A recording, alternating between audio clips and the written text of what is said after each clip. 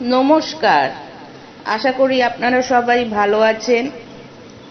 আজ প্রভাত কুমার মুখোপাধ্যায়ের লেখা গল্প একটি ভৌতিক কাহিনী পাঠ করে শোনাবো আমি মৌসুমী রায় ঘোষ। আমার নাম শ্রী উপেন্দ্রনাথ ঘোষ, নিবাস বীরভূম জেলার টগর নামক গ্রামে। 1872 খ্রিস্টাব্দে আমি বিএ পাশ করিয়া চাকরির সন্ধানে প্রবৃত্ত হই। কয়েক মাস ধরিয়া বহু স্থানে বহু আবেদন করিলাম, কিন্তু কোনরূপ ফল হইল না। অবশেষে সিউড়ি জেলা স্কুলে দ্বিতীয় শিক্ষকের পদ শূন্য হইয়াছে সংবাদ পাইয়া স্বয়ং সদরে গিয়া বহু লোকের খোসামত করিয়া উক্ত কর্মে নিযুক্ত হইলাম। আমার বেতন হইল মাসিক 50 টাকা। আমাদের গ্রাম হইতে সিউড়ি 12 ক্রোশ পথ ব্যবধান। বরাবর একটি কাঁচা রাস্তা আছে। আমি গ্রামে ফিরিয়া গিয়া নিজের জিনিসপত্র লইয়া আসিয়া 2 দিন পরে নতুন কর্মে প্রবৃত্ত হইলাম। যেমন অল্প বেতন, সেইরূপ একটি ছোটখাটো সস্তা বাড়ি খুঁজিতে লাগিলাম, কিন্তু পাইলাম না। হেডমাস্টার মহাশয়ের বাসাতেই শয়ন ও আহারাদি করি, দিবসে বিদ্যালয়ে কর্ম করি এবং অবসর সময় বাসা খুঁজিয়া বেড়াই। অবশেষে শহরের প্রান্তে একটি বৃহৎ খালি পাকা বাড়ির সন্ধান পাইলাম। বাড়িটি বহুকাল খালি পড়িয়া আছে, স্থানে স্থানে ভগ্ন, তথাপি বাসোপযোগী কয়েকখানি ঘর তাহাতে ছিল। মাসিক 5 শিকা মাত্র ভাড়া দিলেই বাড়িখানি পাওয়া যায়। কিন্তু গুজব এই যে বাড়িটিতে ভূত আছে। তখন আমি সদ্য কলেজের ছোকরা, ইয়াং বেঙ্গল।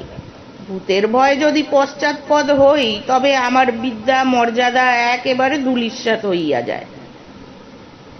সুতরাং বাড়ি লওয়াই স্থির করিলাম। কিন্তু অত দূরে একাকী থাকা নিরাপদ নহে, চোর ডাকাতেরও ভয় আছে। তাই একজন সঙ্গী অনুসন্ধান করিতে লাগিলাম। একজন জুটিয়াও গেলেন। তিনি আমাদেরই স্কুলের চতুর্থ শিক্ষক, নাম রাসবিহারী মুখোপাধ্যায়।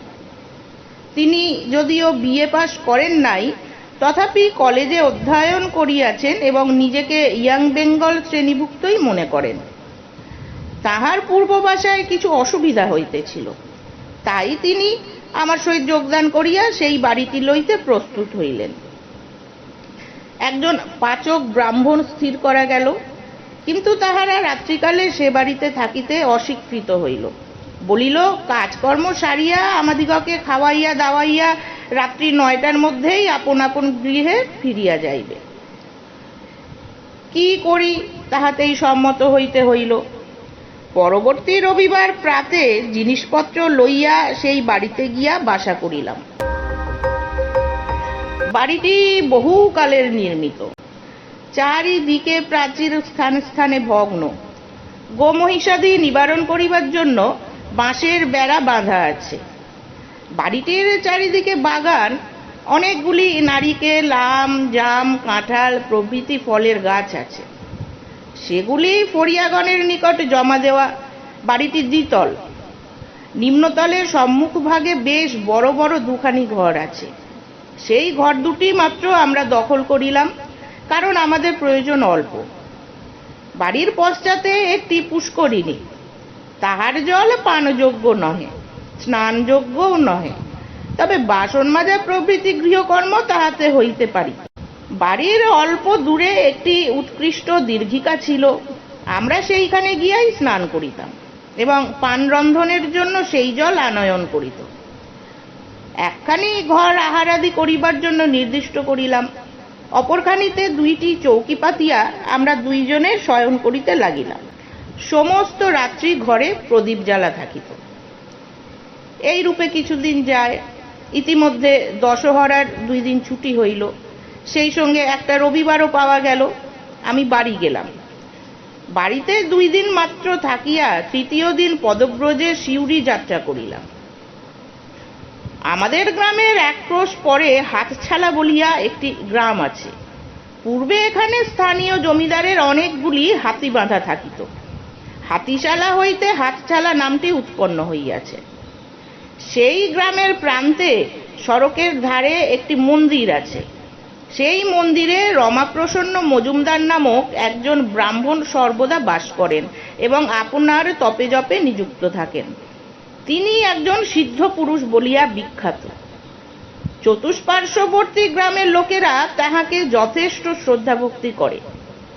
সেইখান দিয়া যাইতে যাইতে দেখিলাম মজুমদার মহাশয় খরম পায়ে দিয়া মন্দিরের বাহিরে দাঁড়াইয়া আছেন। দেখিয়া রাস্তা হইতে নামিয়া গিয়া আমি তাহাকে প্রণাম করিলাম। আশীর্বাদ করিয়া তিনি আমাকে বলিলেন, বাবা, তুমি কোথায় যাইতেছ? আমি উত্তর করিলাম, শিউরি স্কুলে আমার মাস্টারি চাকরি হইয়াছে। দশহরার ছুটিতে বাড়ি আসিয়াছিলাম, কল্ল স্কুল খুলিবে, তাই ফিরিয়া যাইতেছি। মজুমদার মহাশয় একটু চিন্তা করিয়া বলিলেন, বাবা, আজ কি তোমার না গেলেই নয়? আজ বাড়ি ফিরিয়া যাও, কল্ল তখন যাইও। আমি বলিলাম, কল্ল স্কুল খুলিবে, আমার নতুন চাকরি কামাই হওয়াটা বড় খারাপ কথা, সুতরাং আমাকে ওরূপ আজ্ঞা করিবেন না। মজুমদার মহাশয় বলিলেন, তুমি কোথায় বাসা লইয়াছ? শহরের দক্ষিণাংশে একটি পুরাতন খালি বাড়ি ছিল, সেইটি ভাড়া লইয়া আমি ও আমাদের স্কুলের অন্য একটি মাস্টার রাসবিহারী মুখোপাধ্যায় একত্র বাসা করিয়াছি। বলিয়া মজুমদার মহাশয়কে প্রণাম করিয়া আমি পথ চলিতে লাগিলাম। বেলা আন্দাজ 2টার সময় শিউরি পৌঁছিলাম। স্নানাহার করিতে 5টা বাজিয়া গেল। আহার করিয়া বারান্দায় বসিয়া তামাক খাইতেছি, এমন সময় দেখি আমাদেরই গ্রামের একজন কৈবর্ত বৃহৎ লাঠি ঘাড়ে করিয়া আসিয়া উপস্থিত হইল। তাহাকে দেখিয়া বিস্মিত হইয়া আমি জিজ্ঞাসা করিলাম, কিরে, তুই হঠাৎ কোথা থেকে এলি? সে বলিল, আগে মা ঠাকুরানী এই চিঠি দিয়েছেন এবং এই একটি কবচ আপনার হাতে পড়িবার জন্য পাঠিয়ে দিয়েছেন, বলিয়া চিঠি ও কবচ দিল। চিঠি পড়িয়া দেখিলাম মাতা ঠাকুরানী লিখিতেছেন, তুমি বাড়ি হইতে যাত্রা করিবার পর রমাপ্রসন্ন মজুমদার মহাশয় আসিয়াছিলেন এবং একটি কবচ দিয়া বলিলেন, মা, তোমার ছেলে আজ প্রাতে শিউরি রওনা হইয়াছে। পথে তাহার সঙ্গে দেখা হইল, তাহার জন্য আমি এই রাম কবচটি আনিয়াছি। তুমি যেমন করিয়া পারো আজই এই কবচটি তোমার ছেলেকে পাঠাইয়া দাও এবং বিশেষ করিয়া লেখো যেন আজই সে এই কবচটি ধারণ করে। আর লিখিয়া দাও, যদি কোনো রকম ভয় পায় তবে যেন তারক ব্রহ্ম নাম জপ করে। এই কবচের গুণে এবং নামের বলে সে সকল বিপদ হইতে মুক্ত হইবে। সুতরাং আমি দিনু কৈবর্তকে দিয়া এই চিঠি ও কবচ পাঠাইলাম। প্রাপ্তিমাত্রে রাম নাম স্মরণ করিয়া তুমি কবচটি ভক্তিপূর্বক দক্ষিণ হস্তে ধারণ করিবে, যেন কোনো মতে অন্যথা না হয়। ইহা তোমার মাতৃ আজ্ঞা জানিবে। পত্র ও কবচ লইয়া আমি দিনুকে বলিলাম, তুই আজ এখানেই থাকবি তো? তোর খাবার জোগাড় করি? সে বলিল, আগে না, মা ঠাকুরানী বিশেষ করিয়া বলিয়া দিয়াছেন তুই নিজে দাঁড়াইয়া থাকিয়া কবচটি পরাইয়া দিবি এবং আজ রাত্রেই আসিয়া আমাকে সংবাদ দিবি যে আমার ছেলে কবচ পরিয়াছে। সুতরাং তাহাকে থাকিবার জন্য আর অনুরোধ করিলাম না। তাহার হাতে 2 আনা পয়সা দিয়া বলিলাম, এই নে, বাজার হইতে কিছু মুড়ি মুড়কি কিনিয়া পথে খাইতে খাইতে যাইবি। তাহার সম্মুখে কবচটি আমি হস্তে ধারণ করিলাম। সে আমায় প্রণাম করিয়া বিদায় গ্রহণ করিল। সেদিন রাত্রে আহারাদির পর যথাসময় 2 জনে শয়ন করিলাম। উভয়ের চৌকির শিয়রে 2টি বড় বড় জানালা খোলা ছিল। আকাশে মেঘ, মাঝে মাঝে গুঁড়ি গুঁড়ি বৃষ্টি পড়িতেছে, আবার মাঝে মাঝে প্রবল বায়ু আসিয়া মেঘকে উড়াইয়া একাদশীর চন্দ্রকে দৃশ্যমান করিতেছে। আমরা দুজনে কিয়ৎক্ষণ গল্পগুজব করিয়া নিস্তব্ধ হইলাম। পথশ্রমে কাতর ছিলাম, শীঘ্রই ঘুমাইয়া পড়িলাম। অনেক রাত্রে হঠাৎ ঘুম ভাঙিয়া দেখি বাতাসে প্রদীপটা নিভিয়া গিয়াছে। ক্ষীণ মেঘপুঞ্জের অন্তরাল হইতে জ্যোৎস্নালোক জানালা পথে প্রবেশ করিয়া বিপরীত দিকের দেওয়ালের একটা অংশ আলোকিত করিয়াছে। ঘুমে জড়িত চক্ষু অল্প খুলিয়া দেখিলাম যেন একটা কঙ্কালসার বৃদ্ধ আমার শয্যার ওপর হাঁটু গাড়িয়া থাবা পাতিয়া বসিয়া আছে এবং এক দৃষ্টে আমার প্রতি চাহিয়া রহিয়াছে। তাহার মুখখানা যেন বহুদিন রোগে শীর্ণ, গালের চামড়া ঝুলিয়া পড়িয়াছে, দন্তহীন মাড়ির উপর তাহার ওষ্ঠদ্বয় চুপসিয়া বসিয়া গিয়াছে। মাথায় সাদা ছোট চুলগুলো যেন দাঁড়াইয়া রহিয়াছে। তাহার চক্ষু দুটা হইতে যেন ক্রোধ, ঘৃণা ও বিদ্যুতের জ্বালা বহির্গত হইতেছে। দেখিয়া আমি আপাদমস্তক শিহরিয়া উঠিলাম, ভয়ে চক্ষু মুদ্রিত করিলাম, কিন্তু সে অবস্থায় অধিকক্ষণ থাকিতে পারিলাম না। আবার চক্ষু খুলিলাম, আবার দেখিলাম সেই বিভৎস মূর্তি ঠিক সেই অবস্থায় বসিয়া আছে। আবার চক্ষু মুদ্রিত করিলাম, তখন হঠাৎ মাতা ঠাকুরানীর পত্রের কথা স্মরণ হইল। মনে মনে বলিলাম, আমার ভয় কি? আমার দক্ষিণ হস্তে রক্ষা কবচ রহিয়াছে এবং মৃদু স্বরে তারক ব্রহ্ম নাম জপ করিতে লাগিলাম। কিয়ৎক্ষণ পরে আবার চক্ষু খুলিলাম, তখন সে মূর্তি আর নাই। সাহস পাইয়া উঠিয়া বসিলাম এবং জড়িত কণ্ঠে আমার বন্ধুকে ডাকিতে লাগিলাম। রাসবিহারী বাবু উঠিয়া বলিলেন, কি মহাশয়? আমি তখন প্রদীপ জ্বালিয়া সমস্ত ঘটনা তাহাকে প্রকাশ করিয়া বলিলাম। তিনি অত্যন্ত ভীত হইলেন। সমস্ত রাত্রি আমরা গল্প করিয়াই কাটাইয়া দিলাম। পরদিন প্রভাতে সে গৃহত্যাগ করিয়া আমরা অন্যত্র আশ্রয় গ্রহণ করিলাম। আহারাদি করিয়া 10:30টার সময় স্কুলে গেলাম। টিফিনের সময় ডাকওয়ালা পিয়ন একখানি পত্র দিল। দেখিলাম সেখানে রমাপ্রসন্ন মজুমদার মহাশয় লিখিয়াছেন। চিঠির তারিখ ও ছাপ গতকল্যকার। চিঠিখানিতে লেখা আছে, শ্রী শ্রী দুর্গা শরণাং পরম শুভাশীর্বাদা সন্তু বিশেষ। বাবা জীবন, গতকল্য তোমার সহিত সাক্ষাৎ হওয়ার পর আমি তোমাদের বাটিতে গিয়াছিলাম এবং তোমার মাতা ঠাকুরানীকে তোমার নিমিত্ত একটি রামকবচ দিয়া আসিয়াছি। তাহাকে অনুরোধ করিয়াছি যে অদ্যই তিনি সেটি যে কোনো উপায় যেন তোমাকে পাঠাইয়া দেন, যাহাতে অদ্যই নিশাগমের পূর্বে কবচটি তুমি ধারণ করিতে পারো। বোধহয় অদ্য রাত্রে তুমি কোনরূপ ভয় পাইবে, কিন্তু সেই রামকবচটির গুণে তোমার কোনো বিপদ হইবে না। কবচটি তুমি নিয়ত ধারণ করিয়া থাকিবে এবং আর যদি কখনো ভয়ের কারণ ঘটে তবে তারক ব্রহ্ম নাম জপ করিবে। সর্বদা শুদ্ধাচারে থাকিবে। অত্র কুশল। মা ভবানী তোমার মঙ্গল করুন। ইতি নিয়ত আশীর্বাদক শ্রী রমাপ্রসন্ন দেব শর্মা। পত্রখানি পড়িয়া আমার বিস্ময়ের অবধি রহিল না। সেখানেই রাসবিহারী বাবুকে দেখাইলাম। তিনিও খুব আশ্চর্য হইলেন। পূজার ছুটির সময় বাড়ি গিয়া প্রথমেই মজুমদার মহাশয়কে প্রণাম করিতে গেলাম। যে বিপদ হইতে আমাকে তিনি উদ্ধার করিয়াছেন তাহার জন্য অনেক কৃতজ্ঞতা প্রকাশ করিয়া জিজ্ঞাসা করিলাম, আচ্ছা, আমি যে সেই রাত্রে ভয় পাইব এ কথা আপনি কি করিয়া জানিতে পারিয়াছিলেন? একটু মৃদু হাস্য করিয়া মজুমদার মহাশয় বলিলেন, তুমি যখন সেদিন আসিয়া আমাকে প্রণাম করিলে তখনই আমি দেখিলাম একটি প্রেতাত্মা তোমার পশ্চাতে বেড়াইতেছে। কোনো কারণে সে তোমার উপর ভয়ানক ক্রুদ্ধ হইয়াছে এবং তোমার প্রাণহানি করিবার মানুষেই তোমার সঙ্গ লইয়াছে। কেবল উপযুক্ত ক্ষণ পায় নাই বলিয়া সে পর্যন্ত কৃতকার্য হইতে পারে নাই। তুমি চলিয়া গেলে আমি গণনা করিয়া দেখিলাম যে সেই রাত্রেই ক্ষণ উপস্থিত হইবে। তাই তাড়াতাড়ি একটি রামকবচ লিখিয়া তোমার মাতা ঠাকুরানীকে দিয়া আসিয়াছিলাম। যাহা হোক, কবচটি তুমি কখনো পরিত্যাগ করিও না। আমি বলিলাম, মজুমদার মহাশয়, আমার সঙ্গে যে লোকটি সেই ঘরে শয়ন করিতেন তিনি কোনরূপ ভয় দেখিলেন না কেন?